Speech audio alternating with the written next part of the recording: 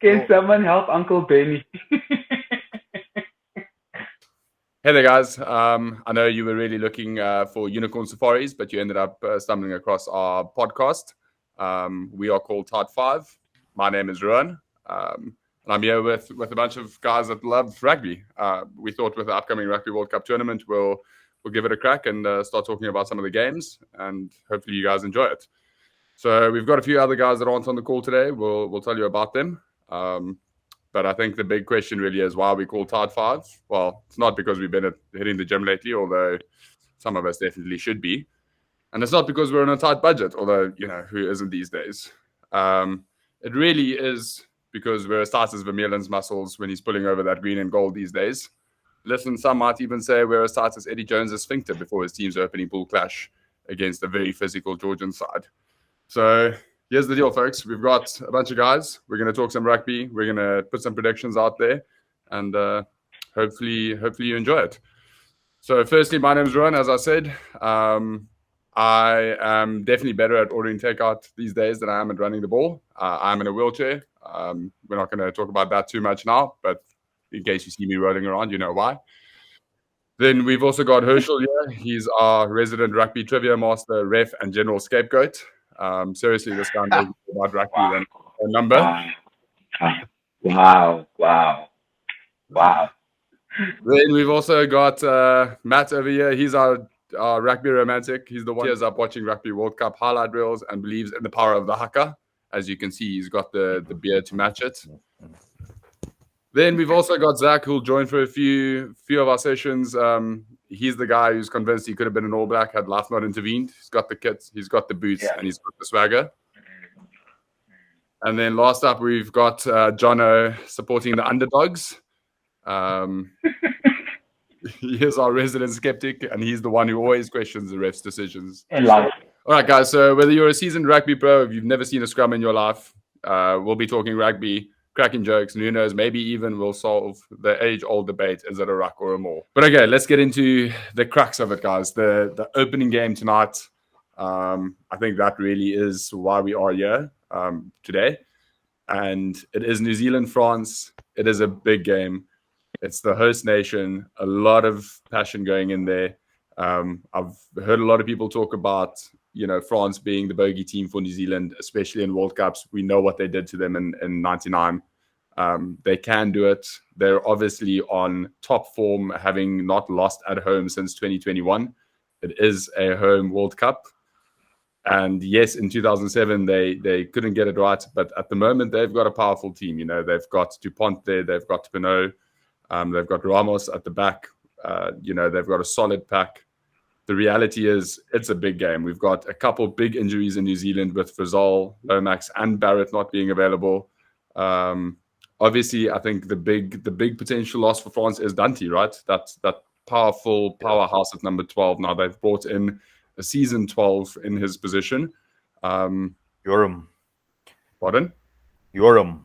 Yeah, Joram is in at 12.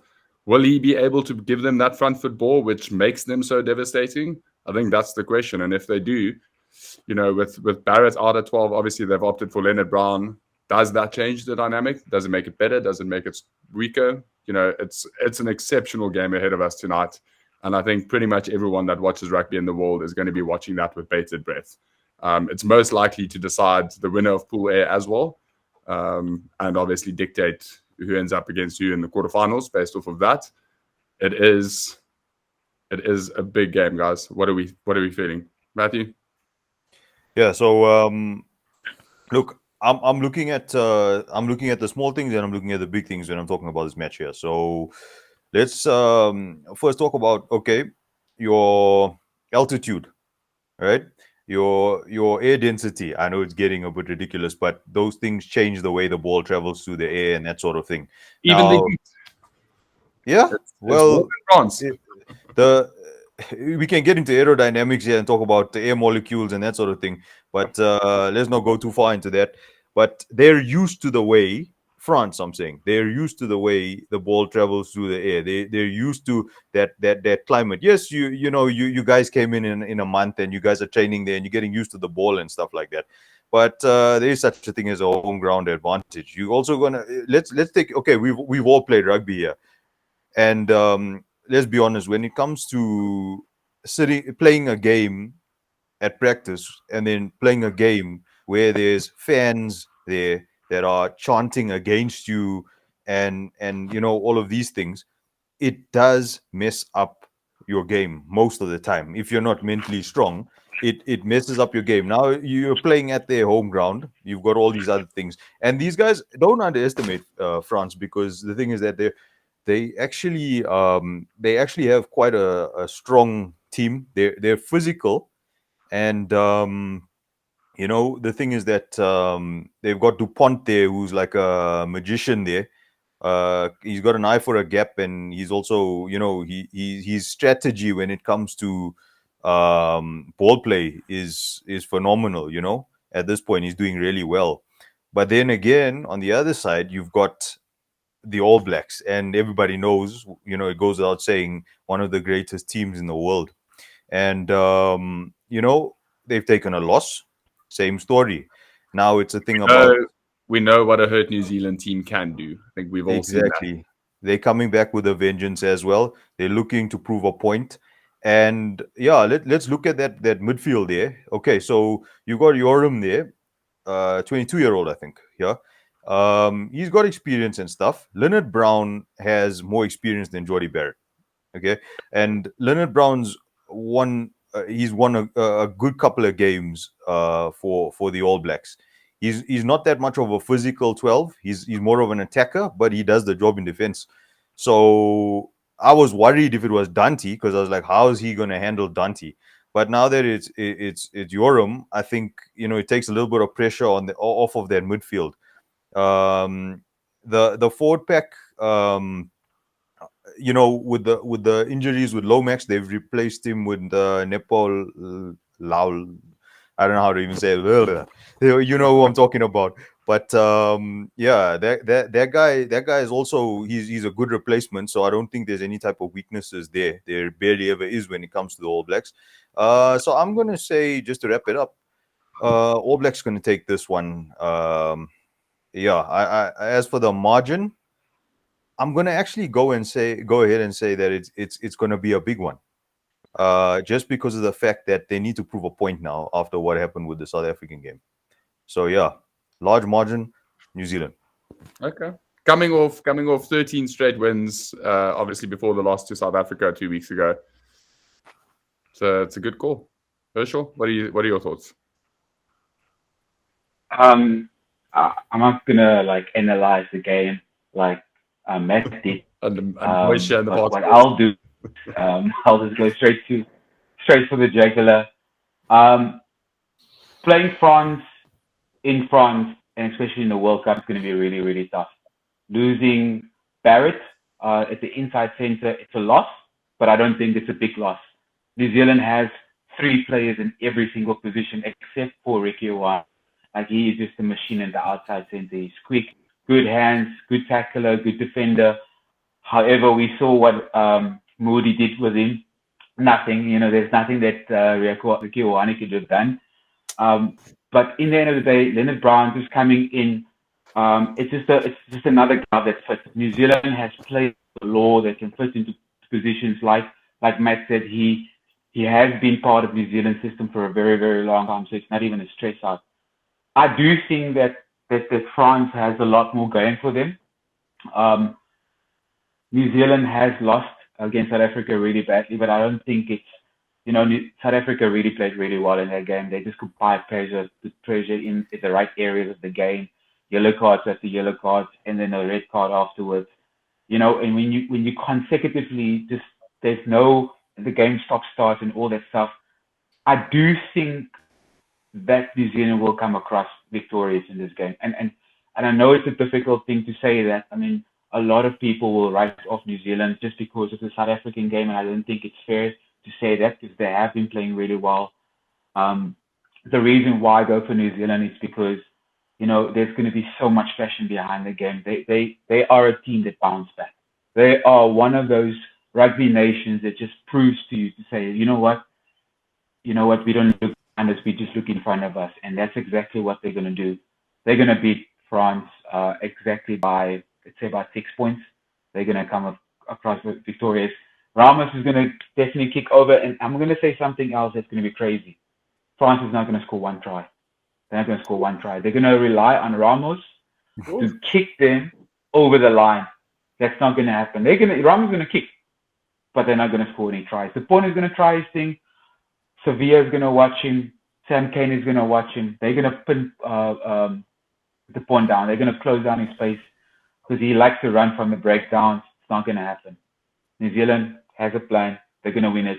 I don't like New Zealand that much. I like them as a rugby nation, but they're going to win this game. Well, maybe to add a little statement in there while Herschel was talking. Yeah, this one here is actually going to upset the Bok fans a lot. Ooh. But you know that one you mentioned with Moody, and especially the one with Rico Ioane. So the guys were back and check that out. So there's actually a rule in there saying that when the ball is being handled by a player, you are not allowed to kick the ball out of the player's hands.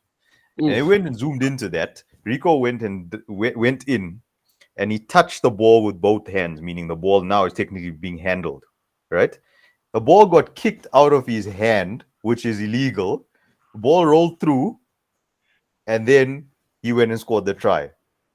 So actually, that was not they won fair and square. They won, but the thing is that was actually not supposed to be a try. So we can ask the resident. I don't agree with. I don't disagree that was. I mean, me myself as someone that is a referee, I knew exactly. I mean, there was a hand in the ruck also by New Zealand. It was still a ruck. The TMO called that penalty. You know, like the thing is there's a lot of calls that went on. Moody was offside at that breakdown. That's guaranteed. That was a ball kicked out of the hand. But what was great was this: the people he sidestepped with ease. I mean, it looked like it was like he was just walking in the park, like literally walking his dog. I think Moanga that's what made him some grass in his mouth after that step. He looked like Farrell trying to tackle Chesson Colby, but Chesson Colby made it more of a shimmy, and it was just like Moody was making it look like Chesson Colby. You did that. Let me just show you what I can do. I mean, it was just easy. It was just easy. I can't argue with that. For me, that is true. The steps were bad. I know it was offside. Yeah, you were right. Technically, putting the laws away. Technically, it was a great step. Yeah, take the laws. Okay. Like it was ridiculous, and the way Moody played the whole game, that try would have just been the icing on the cake. He played a good game. Regardless, he played a good game. That little intercept offload to Damian Willems, I think, was the moment where everyone was like, "Whoa, hold on, what are you doing? You can't do that. You can't run back and then step forward and step the guy and offload." And you're like, "You did that in 3 seconds against New Zealand. What is wrong with you? Stop it." I want to say, I just want to add this. Guys, I think the one thing about New Zealand rugby that I love about New Zealand rugby is like they have ample players, correct? But they have a system in place. You know, like every coach that comes in, they can just add a few things, some flavors here and there. But with a rugby nation like New Zealand, they are a rugby nation. France is a soccer, they're a rugby nation, they have all these things. But New Zealand is they're a rugby nation. That's who they are. They will come back. They will come back with passion. They have a system in place. They have players that plays for their country. They play for that badge. They're proud of it. I'm not saying France isn't proud of it. I'm not saying that they will not come bounce back with passion or whatever if something happens, but they will not break the New Zealand with a try. I'll put money on it. I want my friend Kieran from Breakdown to come through and be like, "Hirsch, what you talking about?" But all I'm saying here is that New Zealand, they will smash it. Yeah, look, I think I'm gonna go with both of you guys. I think New Zealand's gonna take it. Yeah, I'm gonna back you guys as well. I'm gonna say New Zealand's gonna take it, and it's probably gonna be a more than 10 win. I think with the Hertz, we've seen what New Zealand can do. We know they are there, and I think it is a bit of a point to prove. That said, we've seen before what happens in 2019. You can lose a pool game and still win. the World Cup. So I don't think that will necessarily dishearten either the French or New Zealand, whoever loses that game. We know it can happen, but it's set to be out a cracker, and I do expect New Zealand to take this win. Guys, for those that tuned in, thank you very much for watching us. Hit the like, subscribe buttons, share the post, add comments if you want to hear us talk in a different way or about other parts of the games. Thank you for tuning in, and we'll be posting more of these over the coming weeks. Cheers. Cheers, guys.